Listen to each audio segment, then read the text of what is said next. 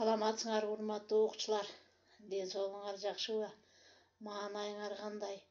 Кырдаалга байланыштуу онлайн сабагыбызды баштайбыз.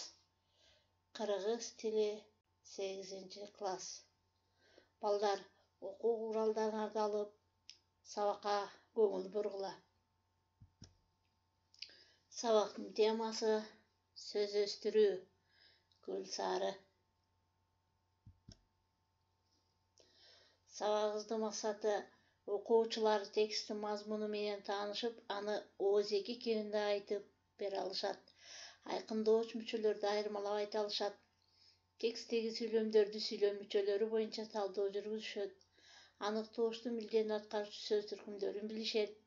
Топтордо иштөөдө бири-биринин оюн угуп, өз ара сыйлашууга тарбияланышат.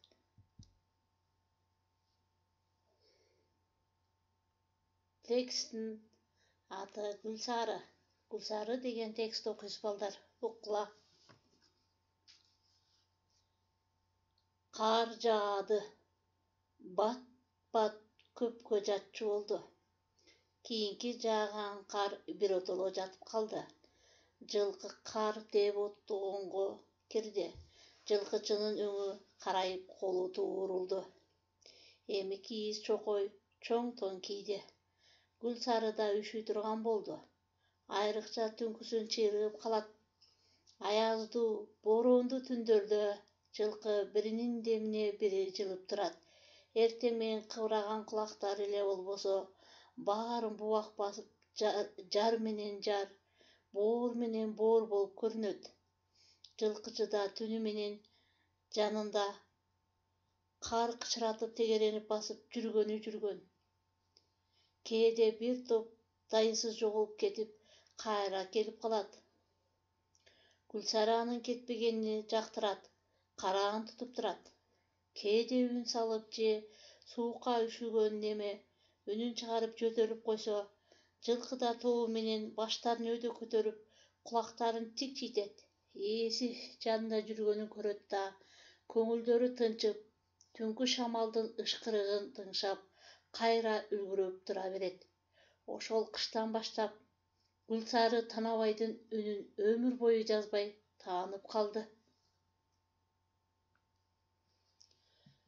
Түшүндүңөрбү балдар? Эмне жөнүндө экен? Чыңгыз Айтматовдун Гүлсары ат повестинин үзүндө Гүлсары деген жылкы жөнүндө балдар.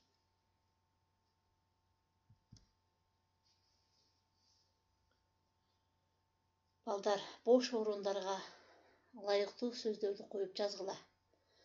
Бул ушул текстте Гүлсары деген тексттен алынды. Карагыла балдар. Биринчи. А. Жер чапчый. Б. Үшүй. В. Оттой. Ушул сөздөргө туура келген ылайыктуу сөздөрдү коюп жазгыла. Мисалы, Гүлсарыда үшүй турган болду. Айрыкча түнкүсүн чыйрыгып калат. Калганын өзүңөр тапкыла балдар. Туура жазганды үйрөнгүлө. Аягы Н тыбышы менен бүткөн сөздөргө К, Г, Б, М тыбыштары менен башталган мүчө жалганса, кандай жазылат балдар? Айтылышы: түнкү, түнбү, күнгө, мүмкүнбү. Балдар, анда тапкылачы. Ким түнкү, түнбү, күнгө, мүмкүнбү деп тапса, анда туура таптыңар балдар. Кийинкиси аягы З тыбышы менен бүткөн сөзгө С, Ч тыбыштары менен башталган мүчө уланса, сөзсүз, жерди казса, азчылык, тоссо деп айтылат балдар. Туура жазылышы кандай? Сөзсүз, жерди казса, азчылык, тоссо.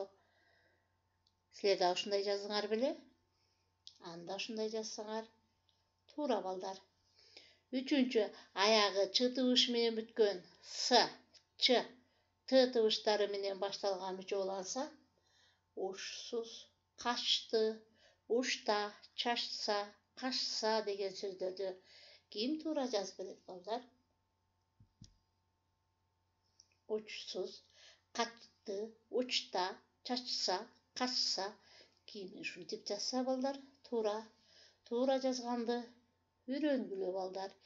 Эми туура жазганды үйрөнүп алдыңарбы? Дайыма ушул сөздөрдү ушинтип жазышыбыз керек балдар. Айтылыш менен жазып алсак, анда биз ката жазган болобуз тыбыштарды. Төмөнкү сөздөрдүн синонимдерин тапкыла балдар. Ойлонуп тапкыла.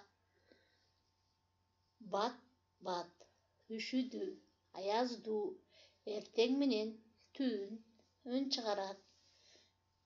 Ким табат балдар? Бат, тез, үшүдү, тоңду, аяздуу, борондуу, эртең менен, таң эрте, түн, караңгы, үн чыгарат, кыйкырат. Силер да ушундай таптыңар беле? Анда ушундай тапсаңар балдар, силер да туура тапкансыңар. Силер да ар дайым туура табасыңар балдар. Азаматтар, анда балдар, бүгүнкү сабагыбызда ордуна коюу, түшүнүү, ошондой эле сөздөрдүн синонимдерин таба алдык балдар. Эми үйгө тапшырма балдар, сөздүк менен иштегиле. Ушул сөздөрдү пайдаланып, сүйлөм түзгүлө балдар. Түзгөн сүйлөмүңөрдү сүйлөм мөөнчөлөрү боюнча талдоо жүргүзгүлө. Отто, коолу туруулдуу, бубак, суукка каныккан, тикчитип, чыйрыгуу деген сөздөргө сүйлөм түзөсүңөр дагы сүйлөм мүчөлөрү боюнча талдоо жүргүзгүлө балдар. Ушуну менен бүгүнкү сабагыбызды аяктадык.